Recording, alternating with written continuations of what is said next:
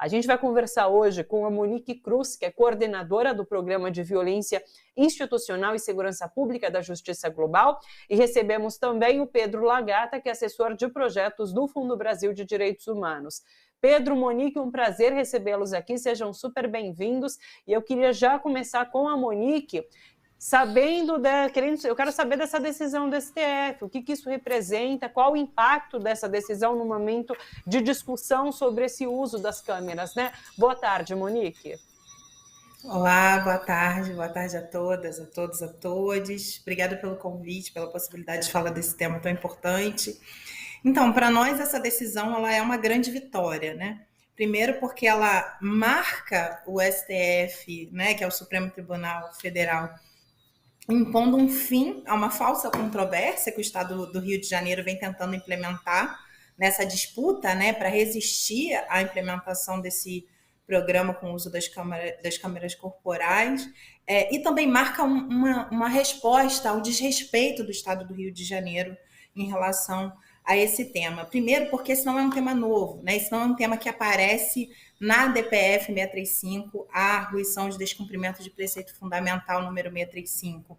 Ela é uma questão de um descumprimento anterior, né? O Estado do Rio de Janeiro ele tem duas leis aprovadas, uma em 2009 e uma em 2021, sobre a implementação de câmeras corporais nas forças policiais. Ambas, né, foram sancionadas, uma delas em 21 pelo próprio governador do Rio de Janeiro, que ele veta a obrigatoriedade de um cronograma de aplicação, e também é importante dizer que essa decisão ela vem num escopo que obriga o Estado do Rio de Janeiro a aplicar as câmeras em todos os batalhões, inclusive os batalhões especiais, porque o Rio de Janeiro tenta dizer que esses batalhões não deveriam estar com essas câmeras, né? Então, acho que tem um processo muito profundo, inclusive, de enfrentamento a toda uma conjuntura antidemocrática no Rio de Janeiro que visa não cumprir as leis que o Estado Democrático de Direito impõe, né? Monique, essa resistência no uso das câmeras partia de quem? Do Estado, dos policiais? De quem parte essa resistência? Essa resistência ela parte tanto das forças policiais, dos praças, dos policiais que estão nas ruas, das hierarquias, vamos dizer assim, né, de quem comanda as polícias, mas especialmente do governador do Rio de Janeiro atual, né, o governador Cláudio Castro. Ele inicia o seu mandato em 2023 dizendo que ele vai resistir até o último minuto à implementação das câmeras nesses batalhões e nesses grupos de polícia especial, que é importante dizer que tem na Polícia Civil também, dessa implementação, né? Então, essa decisão, ela diz que o Estado do Rio de Janeiro não pode recorrer, não há justificativa para que o Estado não implemente as câmeras nesses batalhões e nos batalhões com maior letalidade, porque o Rio de Janeiro começa a implementar nos batalhões com menor letalidade e com essa resistência muito explícita, inclusive às determinações do ministro Fachin. Então, essa decisão do dia 6, ela acaba com as possibilidades de qualquer argumentação, inclusive diz, olha, existe uma possibilidade de que talvez, né, vamos dizer assim, a inteligência da polícia diga que talvez não seja o ideal usar as câmeras nesse sentido, mas o Estado precisa apresentar uma justificativa plausível. E não é disso que se trata. Se trata do Estado do Rio de Janeiro dizendo que não vai cumprir uma decisão do Supremo Tribunal Federal. E a decisão do Supremo é pautada em qual justificativa para pedir e decretar o uso dessas câmeras? Primeiro que acho importante dizer que esse é um debate que já está no mundo com um elemento, um instrumento, uma ferramenta democrática de controle das instituições policiais, né? Mas, em segundo, dizer que o Estado do Rio de Janeiro, há pelo menos 30 anos, ele lida com uma altíssima letalidade policial, com um descontrole das forças policiais, de uma atuação que é muito difícil e com problemas gravíssimos, por exemplo, na percepção penal, né? Então, a gente não tem uma produção de provas, a gente não tem uma perícia independente e, mais do que isso, né, as polícias elas funcionam quase que autonomamente em relação aos poderes democráticos, ao Ministério Público, inclusive, né, à sociedade civil, enfim, e com um resultado que a gente tem que é brutal da quantidade de mortes, né, que a gente tem vivido, além de todas as outras denúncias. Perfeito. Pedro, boa tarde. Pedro, por que a gente não pode falar dessa violência de Estado, dessa letalidade policial que a própria Monique coloca aqui para a gente no Rio de Janeiro, sem pensar nesse recorte racial e social? Conta para a gente.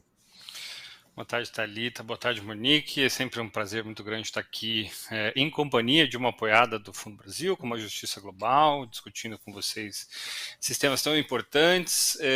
Violência institucional, ela inclui as polícias, as prisões, diversos outros órgãos de uso da força do Estado. Acho que tanto no caso da letalidade policial, das investigações ou das próprias abordagens policiais, como no caso do que acontece nas prisões, só acontece o que acontece por conta das pessoas que são sujeitas a esse sistema de controle, né?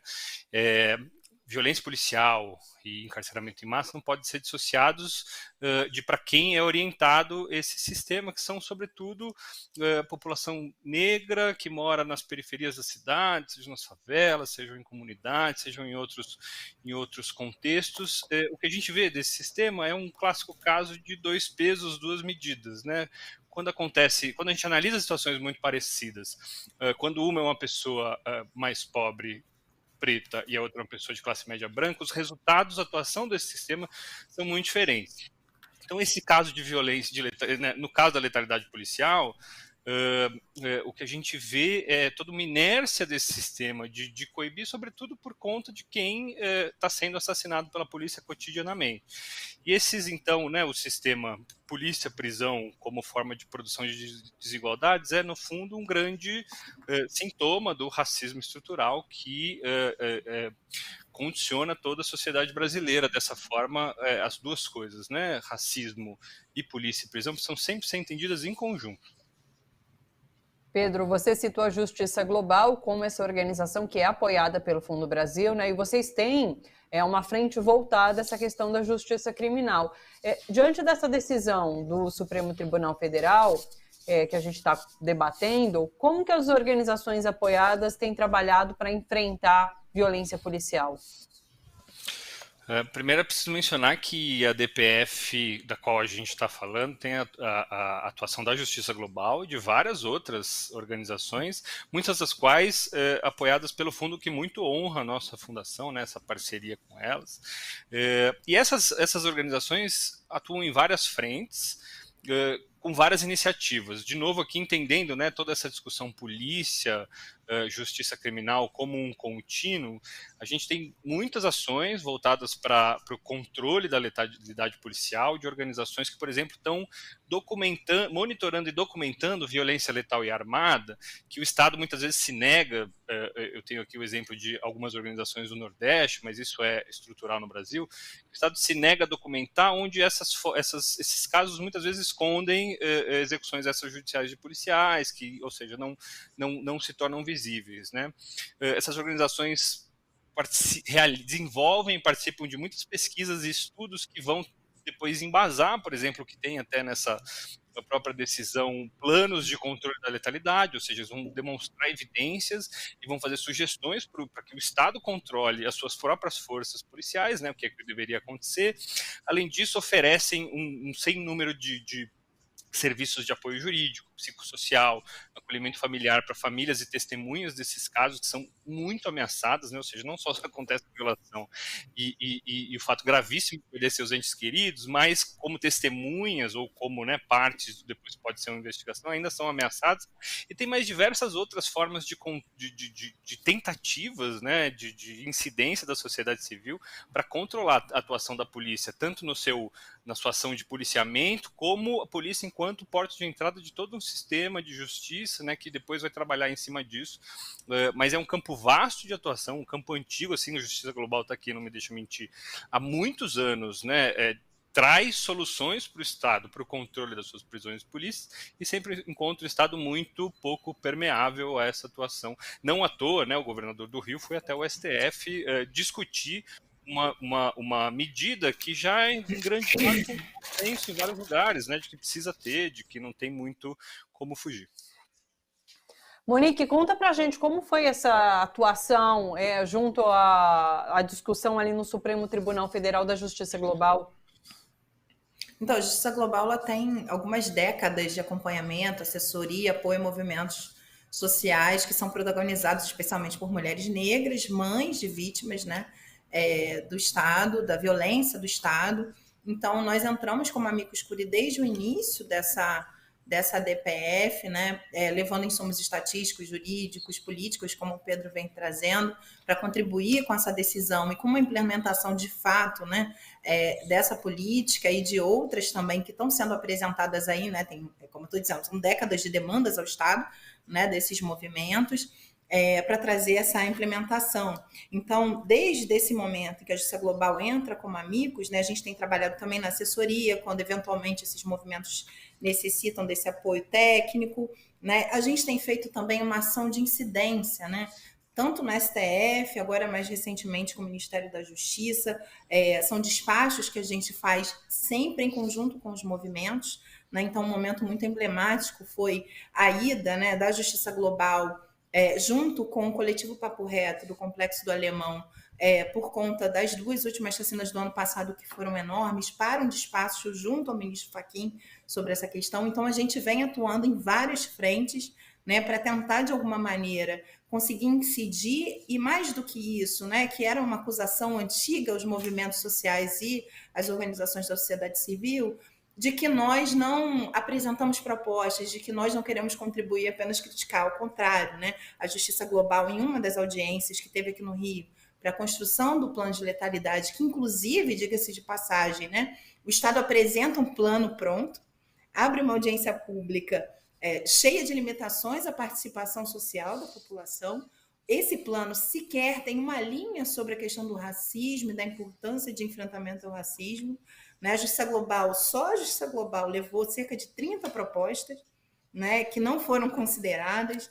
Então, isso tem toda uma participação nossa nesse sentido, sempre em apoio e na construção coletiva com os movimentos de favela, para que essas decisões elas tenham o pé na realidade, né, que elas possam lidar de fato com as questões que nos assolam cotidianamente.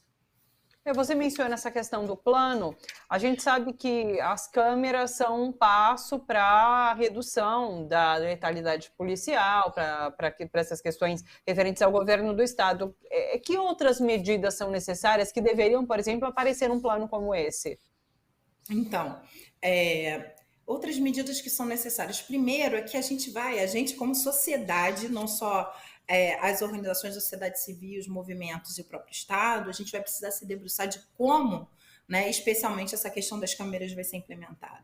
A outra discussão que passa é justamente por como enfrentar a violência policial no cotidiano, de como rever ou repensar ou aumentar as formas de controle dessa atuação policial. Mais do que isso, rever qual é a forma que direciona essa política, que é uma política baseada no confronto, na violência, na violação de direitos, né? Eu mesma recentemente pude acompanhar algumas, né, estar em alguns lugares que estavam com ocupação policial, e é terrível, né? O trato das pessoas nos territórios é violento. Então, como é que a gente constrói uma política de segurança pública que não seja violadora de direitos humanos, né? Que não seja, inclusive, violadora dos direitos básicos de circulação, de ida e vinda, né? O Estado ele não pode se equiparar vamos dizer assim, a quem suspende direitos nesses territórios, não pode se equiparar na elaboração e na execução de crimes, né? Então, o plano de letalidade ele precisa de contar com a produção de dados adequada, precisa contar com esses serviços, né? Acho que a perícia é uma questão importante para casos de violação,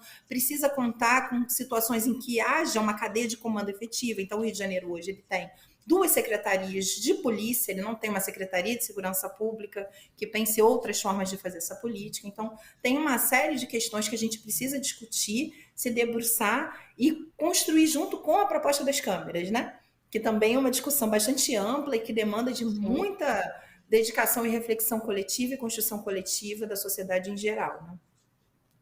Monique e Pedro, vocês têm conhecimento sobre essa discussão em São Paulo? Porque havia, da mesma forma que o governador do Rio de Janeiro, Tarcísio, também aqui durante o processo eleitoral, disse que não colocaria ou retiraria câmeras dos policiais, né? Depois voltou atrás porque viu que tinha pegado mal, mas eu não sei em que pé anda essa discussão. Você tem alguma informação? Porque algo que acontece no Rio de Janeiro, mas poderia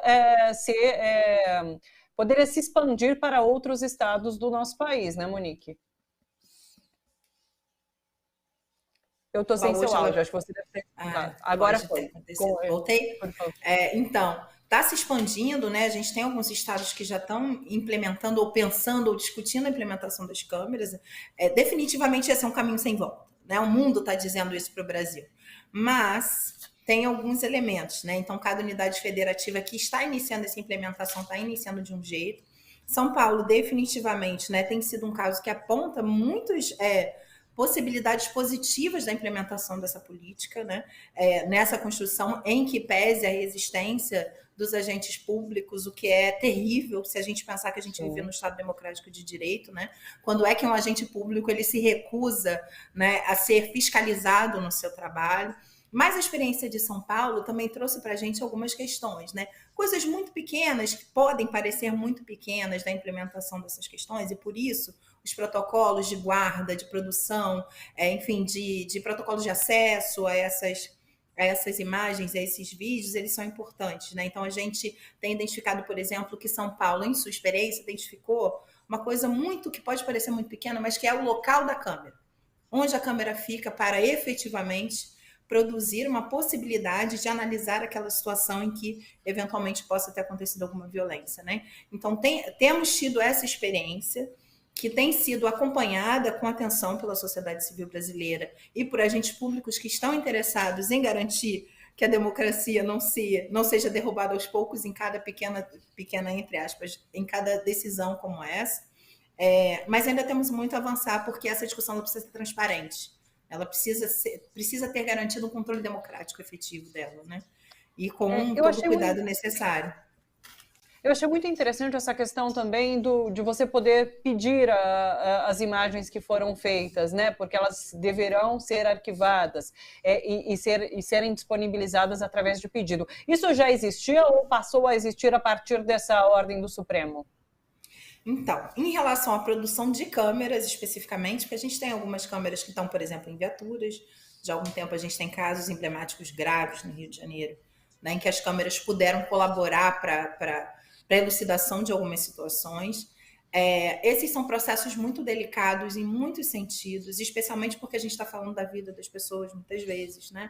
De uma situação que imediatamente se pode identificar o que aconteceu. Então, a gente está falando também das pessoas que estão sendo vitimadas, das suas famílias, mas, assim, pensando um processo formal de acesso à justiça, de luta por justiça, né? A gente tem, por exemplo, aqui no Rio de Janeiro, experiências importantes que foram construídas com a participação dos movimentos de mães, quero lembrar, né? Lembrar das mães de Acari, que há mais de 30 anos estão nessa luta, que é pensar, por exemplo, os casos em que as defensorias atuam como assistentes de acusação em casos de violência policial, violência letal, especialmente, em que as defensorias fazem essa assessoria jurídica das famílias, em que as famílias, muitas vezes, são assistentes de acusação, então devem sim ter acesso a essas informações.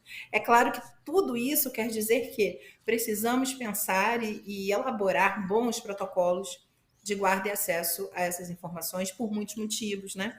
Especialmente pelo direito também das pessoas de acessarem, mas ao mesmo tempo de quem está nessas imagens também ter os seus direitos garantidos, né?